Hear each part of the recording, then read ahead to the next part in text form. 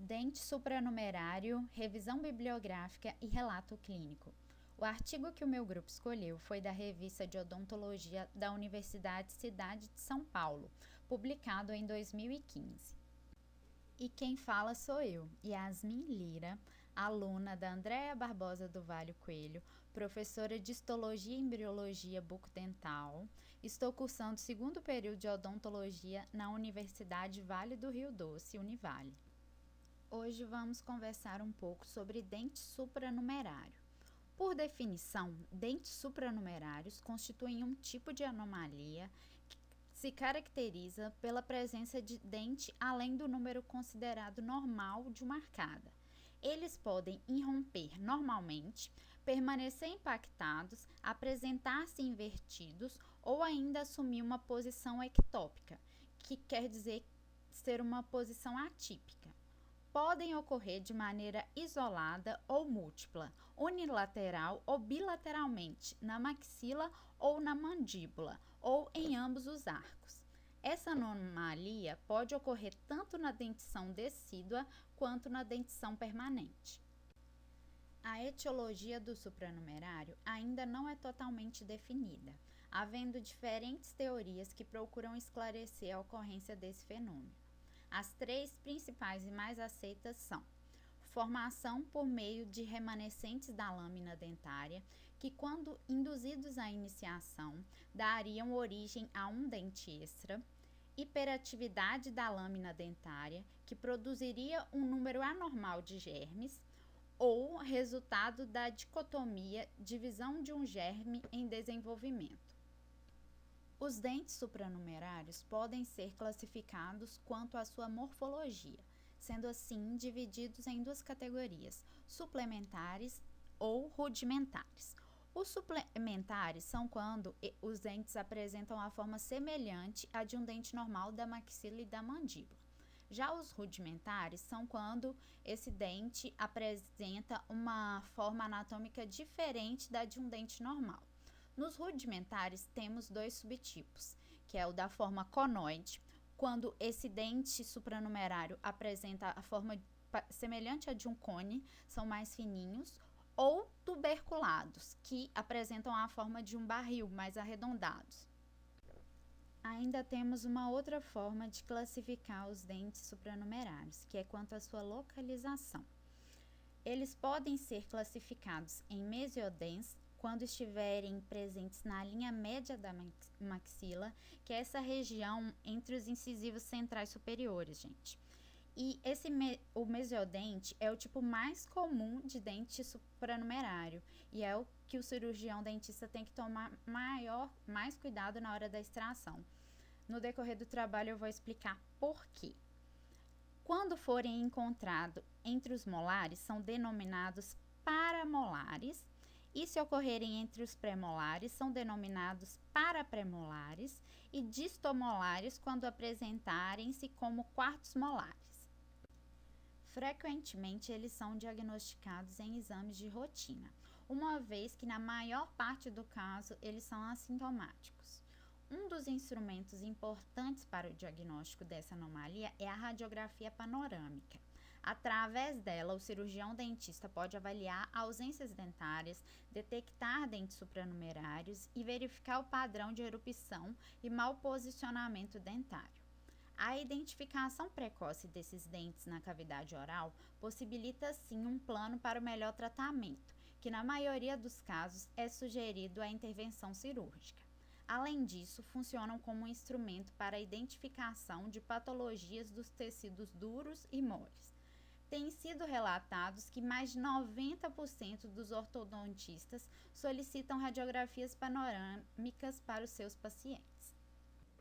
A possibilidade de intervenção precoce antes de o paciente atingir 6 anos de idade pode prevenir possíveis desvantagens, como a perda no potencial ou força de erupção dos incisivos centrais e a necessidade de exposição cirúrgica dos incisivos impactados. Após o diagnóstico da presença de um supranumerário, a conduta adequada sugere a avaliação individual de cada caso. A fim de prevenir possíveis danos aos germes dentários adjacentes, pode-se postergar o procedimento até que o desenvolvimento da raiz do dente adjacente esteja quase completo, o que normalmente significa que o paciente tem idade mínima entre 8 e 10 anos. Muitas vezes, um mesiodens é diagnosticado devido à não erupção dos incisivos superiores. Diversas condições irão determinar a intervenção precoce ou tardia relacionadas ao mesiodente. Deve-se considerar a idade do paciente, a capacidade de tolerância do procedimento cirúrgico e a avaliação da necessidade de sedação. É recomendado avaliar o estágio do desenvolvimento dental e a proximidade do mesiodente das raízes dos incisivos permanentes, ao ponderar o risco de trauma cirúrgico e a quantidade de remoção óssea. Ao seguir as condutas acima, o prognóstico será satisfatório. A presença de dentes supranumerários pode causar alterações funcionais e estéticas. As complicações associadas com supranumerários são retardos na erupção, impactação, diastema, lesões císticas, erupção ectópica, reabsorção radicular dos dentes adjacentes, apinhamento dental, inflamação gengival, abscesso periodontal, deslocamento, rotação e até necrose pulpar. Agora vamos ao caso clínico apresentado no artigo escolhido pelo meu grupo.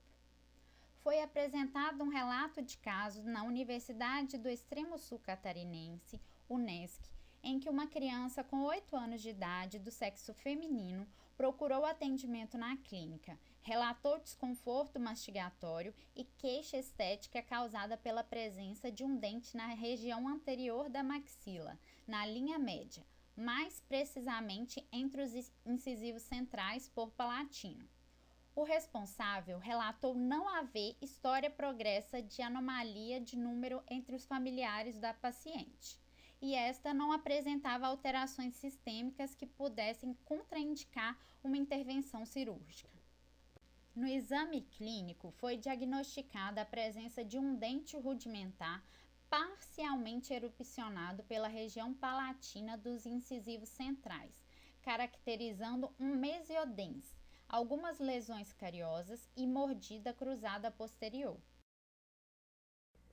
Para estabelecer o diagnóstico final, foram solicitados exames radiográficos complementares, raio-x perapicais, panorâmicos e teleradiografia com traçado cefalométrico, o que resultou da intervenção cirúrgica imediata para restabelecer a função e a estética, prevenindo problemas futuros. Aqui podemos observar a importância da radiografia panorâmica para um cirurgião dentista, porque é através dela que ele consegue identificar uma série de anomalias como a dos dentes supranumerários. E aqui com essa setinha vermelha dá para a gente observar um mesiodens, que é bem na região da linha média entre os incisivos centrais superiores. Após a intervenção cirúrgica, o caso teve um acompanhamento por 60 dias e foi iniciado o tratamento ortodôntico preventivo com a instalação de um aparelho RAS para correção da mordida cruzada com a finalidade de restabelecer a oclusão para possibilitar o melhor alinhamento dos dentes. E vamos ao relato do trabalho. Dentre tantas disciplinas abordadas no decorrer desse vídeo, acho válido destacar a disciplina de Embriologia e Histologia Bucodental, da qual estuda as anomalias dentárias que influenciam no tamanho, forma, número, estrutura e erupção dos dentes, e também em seu desenvolvimento, que é um processo contínuo, no qual o crescimento fisiológico e estágios morfológicos variáveis, juntos, resultam na forma e estrutura dental final. Os processos fisiológicos envolvidos no desenvolvimento dentário são iniciação, proliferação, histodiferenciação, morfodiferenciação, aposição e calcificação. A fase de iniciação representa o início da formação da lâmina dental. Por isso, interferências ocorridas nesse estágio podem resultar em únicos ou múltiplos dentes supranumerários, no caso, a hiperdentia. E vamos às considerações finais. No presente estudo, observamos a importância de um diagnóstico precoce na detecção de anomalias dentárias, possibilitando um tratamento correto no momento mais adequado para o paciente.